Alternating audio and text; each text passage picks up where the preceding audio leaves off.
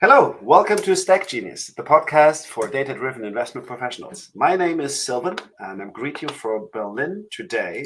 And I'm also greeting Ernest, who's joining us from Latvia. Is that right? Yeah, hi. Very good. So, as if we had organized this, we almost wear the same clothes and the same. Beard. Yeah, We don't exactly. have hair. So, Exactly. So, brother from another mother. So, yeah, thanks for joining us today.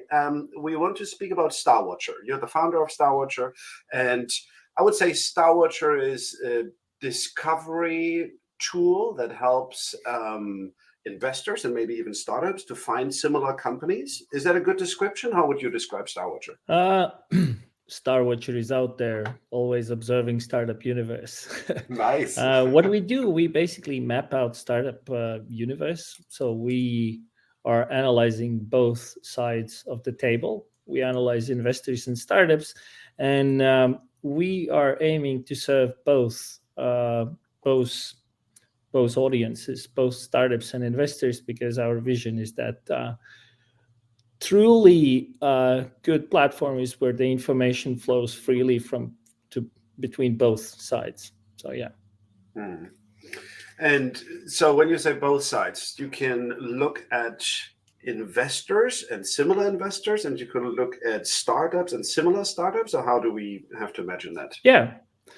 Yeah, so we have spent half a year being under the rock and building the new version, Hmm. and the vision behind is we kind of are building this graph where you can look at the imagine like star constellations, and then it would be like, oh, I'm curious to explore the fintech corner of this universe, and then you would see what are the companies there, but what are the investors there.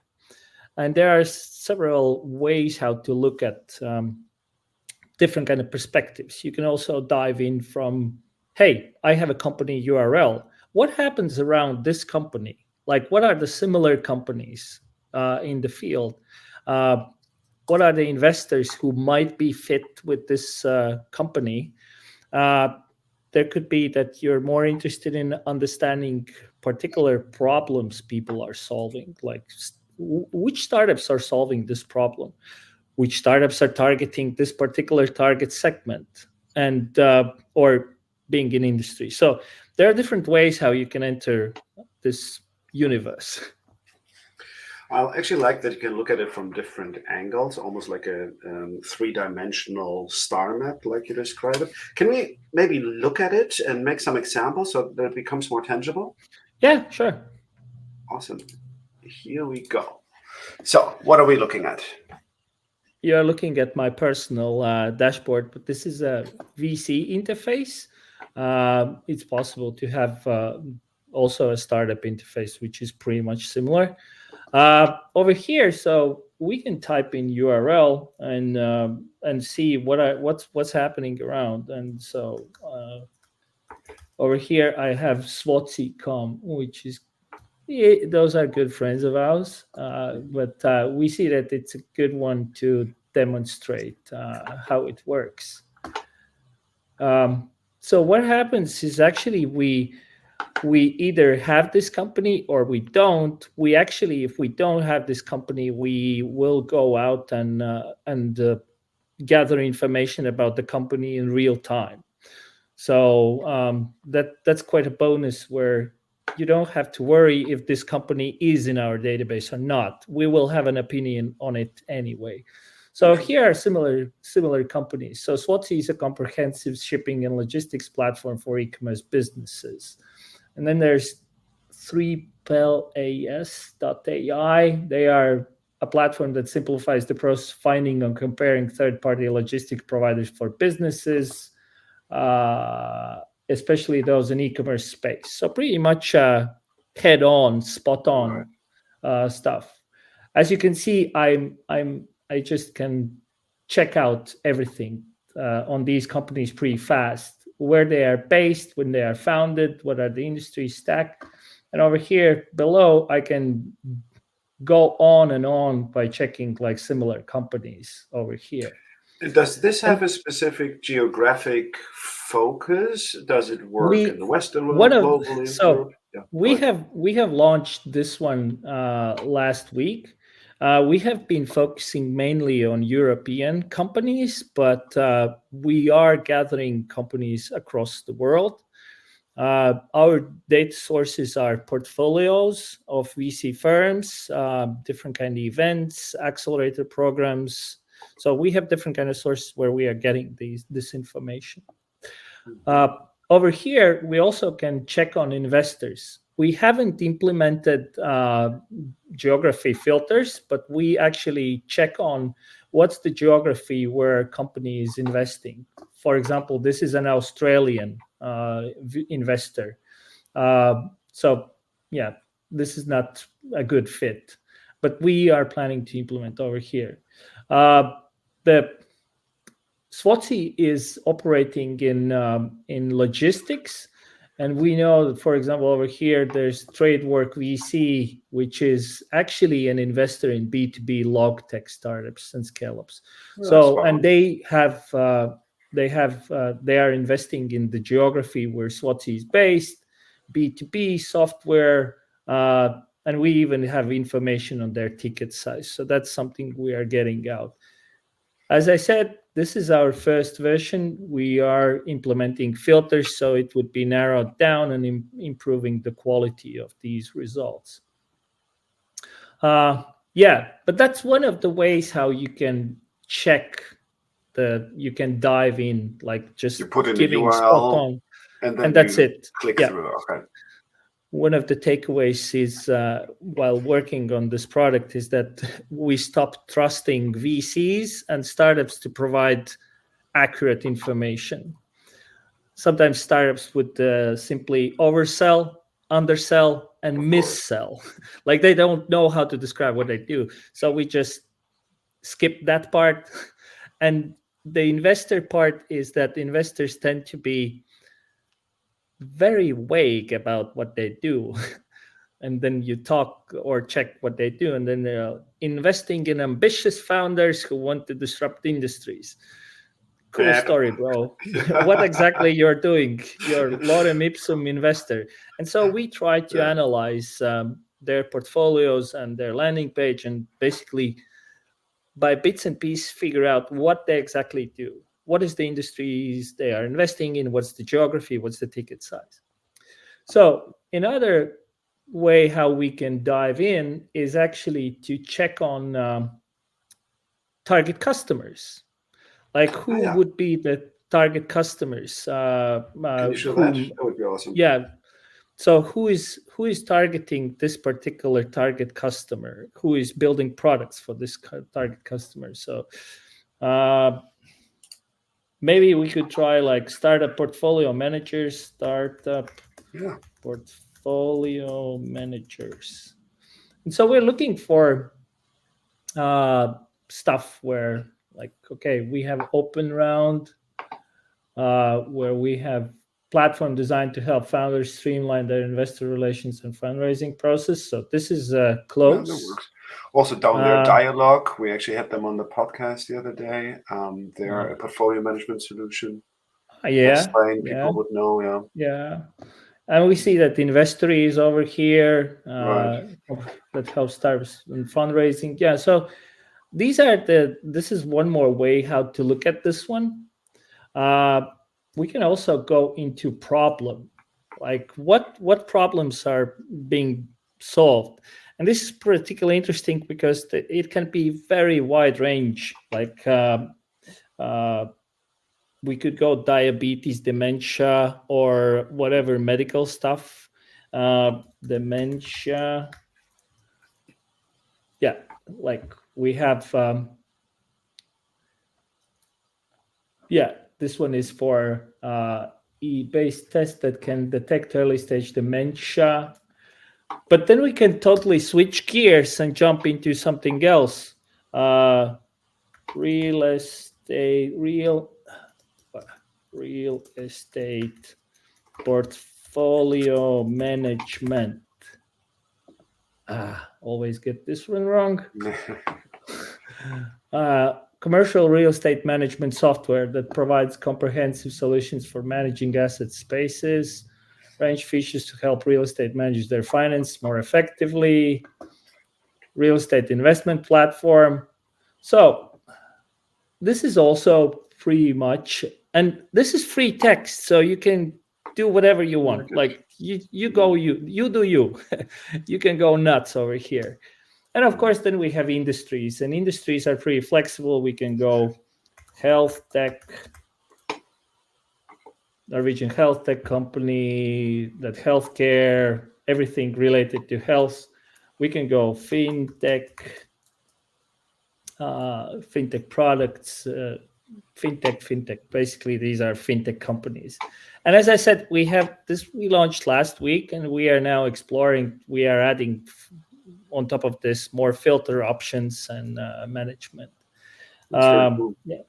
Yeah. And so when you say it's been launched last week, you said, sorry. Yeah.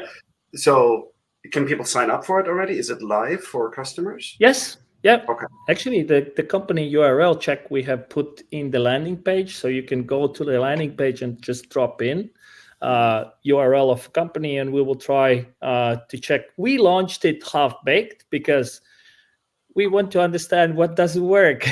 And, I love the saying from Reid Hoffman said, "If you're not embarrassed by your first product, you're shipping too late."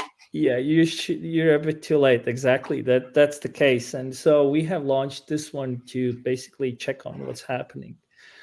And there are many things what we have been thinking how to evolve this from both sides. We have got feedback from investors and startups alike. We are still figuring on the pricing. At this point, startups can use it for free, and investors have pricing per seat, 200 euros per month. But yeah, we are interested a lot in feedback, and there's a month's free usage, so sign up and just give it a go.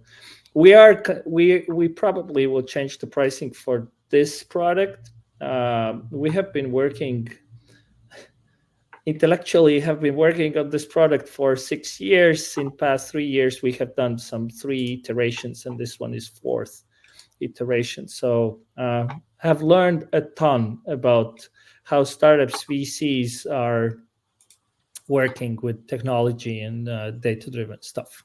Yeah. That's awesome. You just pressed a little button in my head when you said data-driven stuff, because I want to mention here that you have a super cool podcast yourself that has very high nutritional value for data-driven VCs. It has practitioners speaking there. I don't remember. You had, I think, Atomico on, and Early Bird, and Hoxton. And Multiplier, Hoxton, EQT. Yeah. The cool cats. The cool kids, the cool kids who have been playing around with real deal. Like, that's the point of the podcast, to explore the what's happening actually, what people are actually doing. Because if you ask anyone, everyone is so data driven, but then it's like, what exactly you're doing? And yeah, we have installed Airtable, or you started to use Airtable, and that's good, but that's just start. And yeah, that resonates with me for sure. Yeah, so that's a complete separate that warrants a separate conversation, I think, speaking about your podcast. So about Starwatcher. So you say, is it in the VC space more usable, or private equity, or M&A? So where do you think it's strong, like mid cap, low cap? Yeah, it's very good question.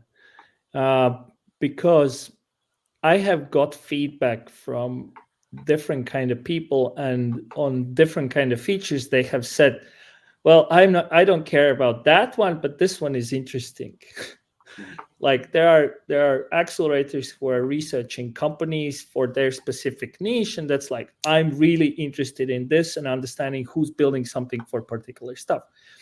I have one company, he's approached me, and they were like, I'm not interested in anything, but you have this ability to actually, I can find very niche solutions which could be potential acquisition because I know exactly what kind of company I need, and I have no clue how I can find that in anywhere else. And the guy had scouted Crunchbase, he had went through Google, and it's pretty hard to find these small bits and pieces, and you want to find. And because in our context, you can describe the problem, or you can look for target customer, it's pretty easy to find all sorts of solutions which fit the bill. And private equity is also like, okay, if you're building portfolio of companies and you have pretty clear strategy how you want to do that, it could work. It could work. And then again, corporate VCs, where they have very specific view of what they are looking for. Again, automotive industry, who's doing something in automotive industry.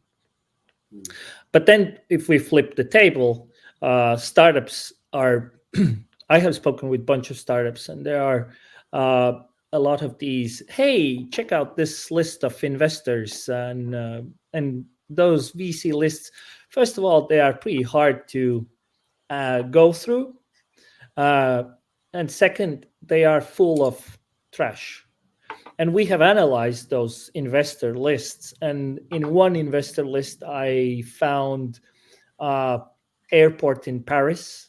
Apparently, they have attended some investor meeting, and so it was there. Then there's plenty of dead VCs. And because those lists are the bigger, the better, hey, here are the list of 1,500 VCs. Of course, the author of that list probably haven't checked everyone, and we see that a lot of them are dead, like simply dead. They don't operate anymore. And so what startups are looking for, they actually look for genuinely, they look for, just show me like 100, but which are more suitable for me. And that's one of the goals, what we want to accomplish, that you spend your time not just like digging into the garbage and looking for a couple of gems which will respond you, but actually spending time on, okay, I have a short list with something which is more suitable for my particular need. Would that be industry, product, market specific? And we don't want to replace people. We just want to have on both sides nice short list. Whatever you do, whatever is your goal, because the first principles stay the same, whatever happens here, is that there are people with ideas and there are people with money, and how to effectively connect them. And that's what we are solving, this information disbalance, that basically they cannot find each other. No, very appealing, and I think this space, I mean, a lot of stuff is recently happening. We had Nilo from Invin recently on the podcast also. They're also in a similar geographical space like you guys. But I mean, I really like what you've built. I like the different angles you can use to explore. I like that you have this focus on Europe for now, which is super helpful if people want to acquire targets over here. So kudos to what you guys built. Thanks for showing us today. Maybe almost in closing, I did hint at you guys being in Latvia. So help the ignorant people around the world like myself. Where is Latvia and what is there to know about the country? So you know that big Russian country? We are like on the map on the left. And then you know there's this Finland thing, we are below. And then there's this Skype country, Skype, if you happen to remember Skype, there's this Estonia thingy. We are not Estonia, but we are below Estonia. That's like where we are. I like Skype country. Skype country, yes. That's yeah. So that's one of the Baltic states also. Yeah. And so we are in Europe. There's this term emerging, which is we are the new Nordics, because we kind of are not typical geography for Eastern Europe, but we are not kind of Scandinavia, but we are not referred to Nordics, but we get this snow and everything, and we are here up north. But do you also have this nasty old fish that comes out of a tin can? That's a Norwegian thing, or Swedes. Yeah, they Swedes have this one. We have our own stuff. Right. Like there are some food over here, but some good parts is that we have particularly in Latvia, we have a pretty long coastline, and I live in Liepāja, which is on the seaside, and it's just kilometers on and on of on white sanded beaches and lonely time where you can just contemplate on stuff and think. That sounds awesome, actually. I might need that for Exactly. myself. Yeah. I think No, Ernest. Sorry. that was named one of the top jewels of Europe, which was the Kurland, the region sanded beaches, because they are genuinely they are empty. Like there are nothing happening. And that's unfortunate outcome of Soviet Union, because it was very heavily militarized, so there were no industrial stuff happening here. So we basically, when the army went away, it was put like a lot of parts on the reservation, and so it's pretty yeah, it's green, nice, and empty. Sounds like a perfect invitation to visit someday. Ernest, thank you so much for spending time with us today, showing us Starwatcher. So I'm definitely a fan of the podcast. I will play around with your tool a little bit and probably become a fan of that too. I wish you tons of success, and we see each other somewhere in the world sometime. Cool. Have a great day. Bye now. Thank you, Sylvan.